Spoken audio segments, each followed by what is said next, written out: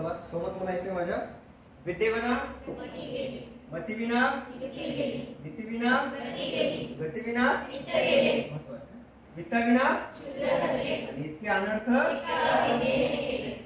आपलं lecture number 30 होईल. 30 वर लवकरच होईल ना. ठीक आहे. सगळे काउंट केले तर तुम्ही 1 तारखेपासून जवळपास झाले 30 फिजिक्स केमिस्ट्री त्याच्यानंतर मॅथमॅटिक्स झाले 30 घंटे तर तुम्हाला शिकवलेले आहे. आता आजचं लेक्चर जे आहे त्याच्यामध्ये आपल्याला बघायचे अतिशय महत्त्वाचं UCM non UCM थेरीचा portion बघला.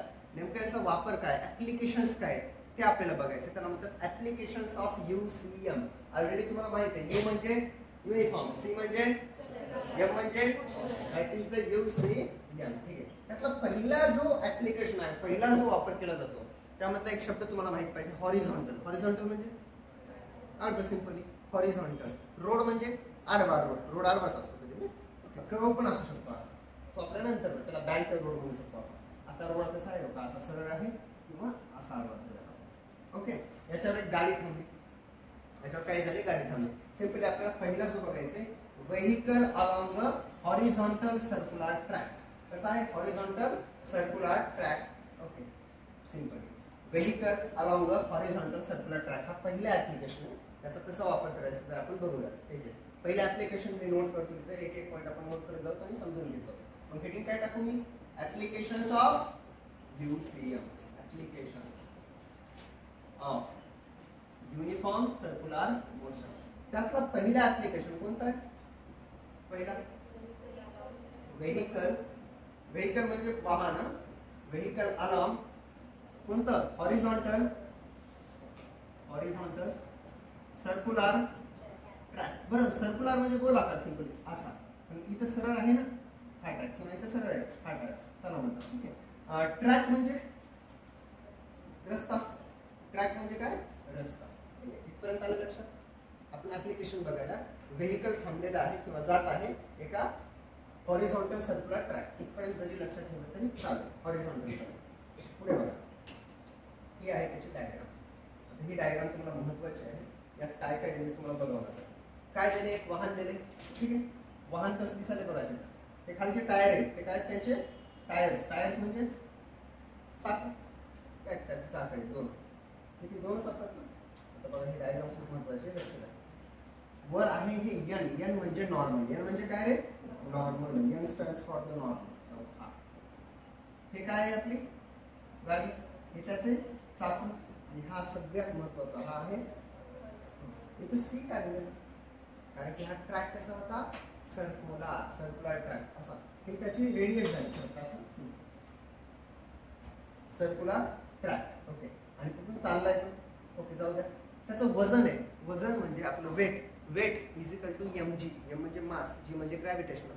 Okay. तुम्हाला माहिती आहे वेट आणि मास मधला फरक माहिती आहे. Mass is the dash quantity, scalar quantity. Weight is the vector quantity. आता या गाडीला स्वतःच काहीतरी वजन असेल ना, म्हणून म्हणायचं एम जी. आणि नेहमी एक गोष्ट लक्षात ठेवा, जे वजन असते, जे वेट असते, हे डाऊनवर्ड डायरेक्शनला असते. मी कधीही म्हणलो that M G directed towards centre of earth म्हणायचं. कुठं, खाली ना. एम जी कुठं असते, खाली. ठीक. हे सेंटर झालं सी. या दोघांचं अंतर म्हणजे आर. आणि हे एफ एस म्हणजे दॅट इज टायर चाललंय ना, त्याचं काहीतरी फ्रिक्शन असेल. एफ एस म्हणजे friction of a tyre. F S म्हणजे स्टॅटिक फ्रिक्शन म्हणायचं त्याला. काय म्हणायचं, स्टॅटिक फ्रिक्शन. काहीतरी फ्रिक्शन असेल ना, घर्षण. आता मी इथं थांबलो, का थांबू शकलो, कारण की माझ्या जे पाय आहे त्याचे जे पाम रिजन आहे तो काय करतो, फ्रिक्शन कॉल जमिनीशी करायला, म्हणून मी व्यवस्थितपणे थांबू शकतो. तसंच या ठिकाणी एफ एस काय शो करायला, फ्रिक्शन. एन म्हणजे बघा, नॉर्मलची डायरेक्शन कुठं आहे, अपवर्ड की डाऊनवर्ड, वरच्या डिरेक्शनला. बघा, नॉर्मलची डायरेक्शन अपवर्ड. हे सगळं घ्यायचं म्हणून सांगलो. M G downward. F S म्हणजे स्टॅटिक फ्रिक्शन. आर म्हणजे रेडियस. सी म्हणजे सेंटर. बस. त्यातला एक एक पॉईंट आपल्याला बघायचा. आता बघा तुम्हाला कसं आणि याचा वापर कसा करतात ते पण आपल्याला बघायचं. आता पहिला पॉईंट बघायचा, फॉर अ कार आहे ती moving on a horizontal circular track of a radius R. Plane of a figure is the vertical plane. Okay. बघा तुम्ही जे प्लेन होता असा उभा होता ना, अशी नॉर्मल होती. ओके. That vertical plane. आता या ठिकाणी दोन फोर्सेस आहेत. किती फोर्सेस आहेत, दोन फोर्सेस. त्यातला जो पहिला फोर्स आहे, ओके, त्यातला जो पहिला फोर्स आहे ते म्हणजे त्याचा वजन आहे ना, फोर्स वजन आहे. Is the mg. आता मला सांगा त्याची डायरेक्शन कशी आहे म्हणून लक्षात ठेवा.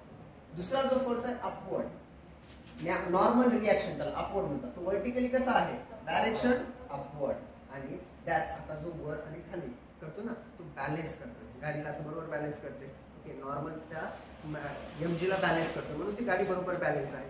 जर असं नसतं, असंच झालं असतं तर गाडी पडली असती, किंवा गाडी असं जर आलं तर पडली असते. पण पडते का नाही, कारण की जो नॉर्मल आहे तो त्याच्या वेटला काय करत असतो, बॅलन्स करत असतो. ही गोष्ट लक्षात ठेवा. ठीक आहे, अजून एक आहे बघा. एक तर mg तुम्हाला समजलं कोणतं वालं, हे वजनावालं वेट वालं. दुसरं आपल्याला नॉर्मल समजले. आणि तिसरा घटक असतो that is the force of static friction म्हणजे F. यस, तीन महत्वाचे घटक आहेत. पहिला वेट, दुसरा नॉर्मल, तिसरा Fs that is the static friction. आता हा कोणाकोणामध्ये असेल, रोड आणि टायर मध्ये. and this is the static friction because it prevents the vehicle from the outward slipping, पडू देत नाही. okay, that slipping or the skidding, and this is the resultant force which is the centrifugal force. चला, इथपर्यंत point आपल्याला आता एक एक note करायचं, पुढे जाऊया. चालेल काय, for a car moving on a horizontal circular track of radius r, plane of the figure is the vertical plane and perpendicular to the track. त्यातला पहिला पॉइंट आपल्याला नोट करायचा आहे. एक एक लक्ष द्या पाहिजे. A car moving on कशावर, on a horizontal, लक्षात ठेवा, horizontal circular track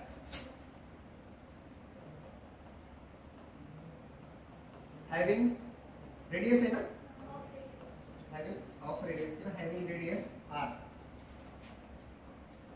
and plane कसा आहे, plane is the vertically perpendicular and plane is नंतर लिहून घ्या vertically perpendicular. परपेंडिक्युलर म्हणजे कसं 90 डिग्री ना. इथपर्यंत मला नाही वाटत काय अवघड होतं नाही ना. ठीक आहे, आता दुसरा पॉइंट, प्रत्येकाचं महत्व आहे. मी जे बोलायला ते पुढे महत्वाचं आहे, आपल्याला इक्वेशन तयार करतो.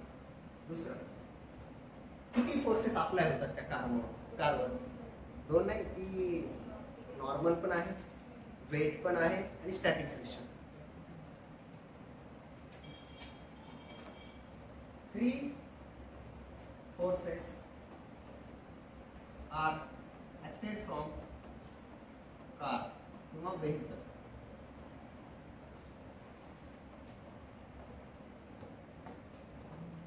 पहिला वेट म्हणजेच कोण रे, mg. वेट म्हणजेच काय, mg लक्षात ठेवा.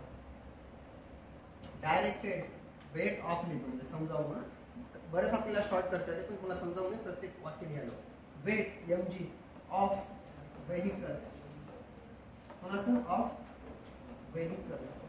डायरेक्टेड, आता बघा फिलिंग द ब्लँक, डायरेक्टेड कुठं, डायरेक्टेड टुवर्ड्स, डायरेक्टेड डाऊनवर्ड्स. त्यांची वजन कधी प्लेस असणार आहे. आता हा टॉपिक संपत्ती कोणाची गोष्ट लक्षात ठेवा हमेशा. दुसरी normal reaction, that is the REACT reaction, that is the N, capital N. Balances, कोणाला बॅलन्स करायला, balances weight ना, balances weight and directed upward. कुठं वरचं नॉर्मल वर होतं ना तसं, डायरेक्टेड अपवर्ड. हे झाले दोन. अजून एक होता तिसरा, जो रोड आणि टायर मध्ये होता. तो कशामध्ये होता, रोड आणि होता की नाही. तिसरा C, that is the static friction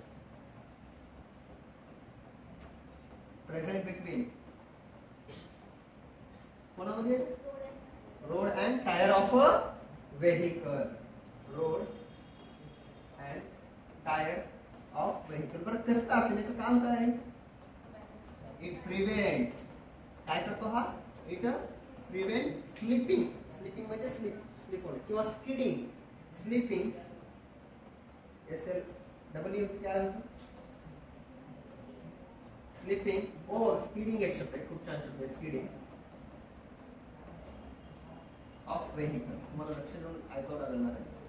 okay, म्हणजे आपल्याला त्या वाहनाला पडू द्यायचंय का, जसं थांबले तसं. जर आपलं कशाला आपले सिंपल आहे, आपली गाडी आहे, 3 व्हीलर जरी असं नसणार आहे, आपली चप्पल आहे, त्याची ग्रीप निघून गेली, माणूस स्लिप होऊ शकतो. तसंच गाडीच्या टायराची पण ग्रीप असते. तुम्हाला माहिती आहे टायर, आता जे ट्रॅक्टरचं टायर बघा किती ग्रीप असते त्याला. ती ग्रीप काय देण्याचं काम करते रे? Static friction. म्हणजे आता या ठिकाणी बघा तुम्हाला किती आले का फोर्सेस, परत परत सांगतोय 3 फोर्सेस आहेत. एक स्टॅटिक फ्रिक्शन, दुसरा वेट आणि तिसरा. मला नाही वाटत की इथपर्यंत कोणाला काही अडचण असेल. इथपर्यंत कोणाला काही अडचण आहे? डायग्राम समजली? ओके, परत एकदा डायग्राम सांगतो तुम्हाला समजावं म्हणून. इथं नोट करतो डायग्राम.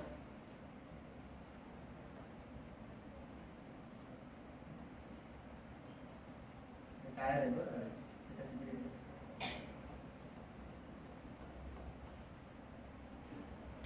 हा काय असणार रोड, हा काय असणार हा काय असणार हे काय आहे वरचं, हे खालचं काय, इथं जे लागले ते काय. डायग्राम पण समज जाऊ पुढे. आणि इथं अजून एक पॉइंट लक्षात ठेवायचं आहे, स्टॅटिक फ्रिक्शनची डायरेक्शन कुठं आहे?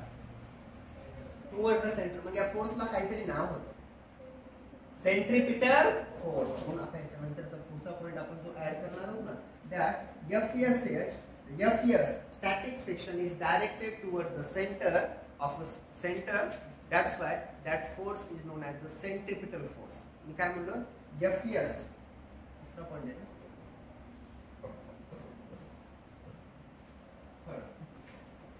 एफएस म्हणजे कोण रे? Static friction is directed toward centre of circular track that is centripetal force. कोणती फिगर? Centripetal force. है ना, नाव काय त्याचं? आविष्कार स्टँडर्ड. हा लवकर बेटा, काल होतच ना. हा लवकर. Centripetal फोर्सचा formula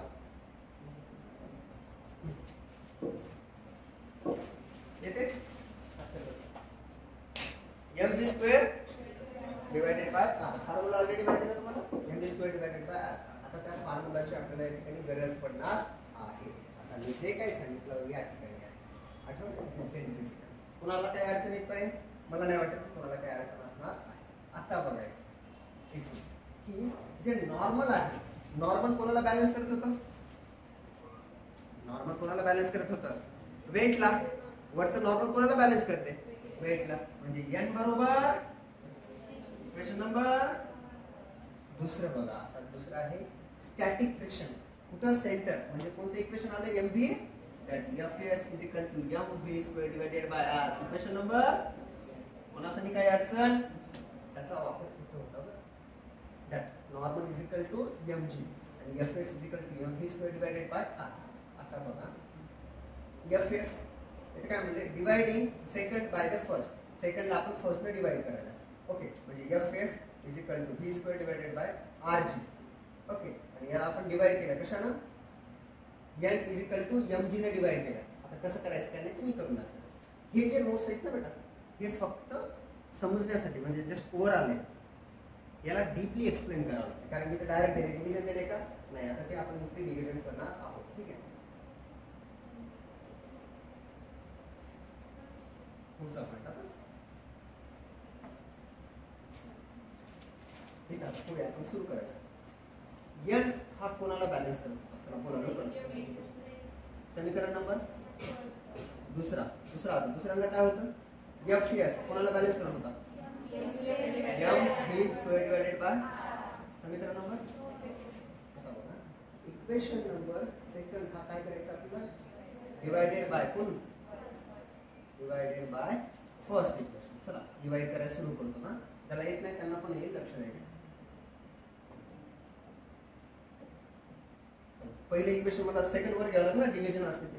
fs is equal to mv² divided by r divided by. Okay, काय आहे? n बरोबर काय काय करत होतं तुम्ही मला सांगायचं. m कटलं, उरलं काय? fs राहिलं. V square divided by R आणि इथे काय राहिलं जी. म्हणजे आता असं येईल F S okay is F S okay is equal to V square divided by R R आहे ओके. जी कुठे येईल हे इथं थांबा तुम्ही व्यवस्थित V is equal to G असं आलं. सिंपली काय कटलं इथं काय कटलं एम कटलं. काय कटलं होतं एम. आता हे आलं equation F S divided by N V square divided by R G. मी नोट करतो F S divided by N N पाहिजे होतं एन इथं N F S divided by N is equal to G. आता इथं बघा एफ एस ला F S ठेवतो मी एन ला एन ठेवतो ओके. आता हे जी आहे ते कुठे जाईल वर म्हणजे V square divided by R G. एवढं आलं का लक्षात. तुम्ही एक एक जर बघत गेला इथं एम कटलं सर मग एफ एस च्या खाली एन आहे इक्वल ला इक्वल आहे व्ही स्क्वेअर ला व्ही स्क्वेअर आर ला आर आहे जी ला जी आहे एफ एस ला एफ एस एन ला एन फक्त जी कुठे गेला वर ते काय झाला आर जी. मग आता इथं जर तुम्ही नीट बघला हे इक्वेशन मी पुढे लिहिणार आहे काय F S divided by N is equal to काय व्ही स्क्वेअर डिवायडेड बाय हे इक्वेशन आलं. आता पुढे बघा या ठिकाणी V square divided by R G V square divided by R G. इथे एक गोष्ट जो स्टॅटिक ही गोष्ट लक्षात ठेवायची आहे मीन्स जे स्टॅटिक फ्रिक्शन असते ना ते म्यू एन न शो करतात. ते कशाला शो करतात पार्टच करायचं. जे स्टॅटिक फ्रिक्शन आहे ते कशाला शो करतात त्याचा जो फॉर्म्युला आहे that static friction is equal to mu N. आता हे पार्ट करायचं बरं पुन्हा विचार मग कसं हे कसं आलं. हा फॉर्म्युला आहे इथे मी चालतो. इथं काय लक्षात ठेवायचं आपल्याला इथं जी गोष्ट लक्षात ठेवायची मी अलग पेन लिहितो.